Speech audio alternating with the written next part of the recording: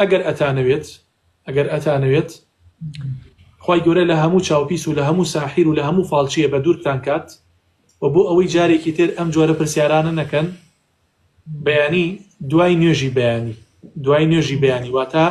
پێش خۆر هەڵات سێجا قل والله احد بخوێنن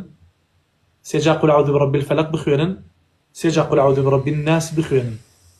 و پاشان لە دوای مەغریب واتە دوای نوێژی مەغریب باشە دوای نوێژی مەغریب هەمیسان دووبارەیکەنەوە سێجا قل والله احد سێجا قل اعوذ برب الفلق سێجا قل اعوذ برب الناس پێغەمبەری خوا صلی الله عليه وسلم فەرمیێ هەر کەسێک ئەو قولانە بخوێنێ لە بەیانیان و لە ئێوارانە لەم یەضره شەی هیچ شتێک زەرەری لێ نادا واتە هیچ چاوپیسێک هیچ حەسوودێک هیچ سحر و هیچ جادوویەک زەرەر لەو کەسە نەدا و بە بێوەی لەو قەزیانە دەرئەچیت لە هەموو یعنی چەند نەفەر لەمای هەموو بخێنن بەیانیان پاش نوێژی بەیانی لەگەڵ پاش نوێژی مەغریب باشە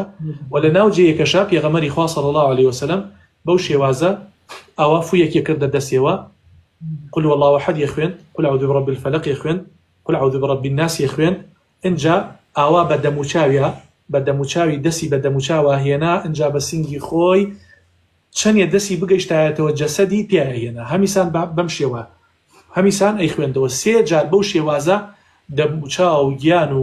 پشت و ئەوەی کەوا دەسی پێی بگەشتایە دەسی پیاهێنا بۆیە ئەویش بۆ خۆی ئەبێتە پارێزگاری و خی گەورە بە هۆکاری ئەو ئاەتانەوە ئەتپارێزێت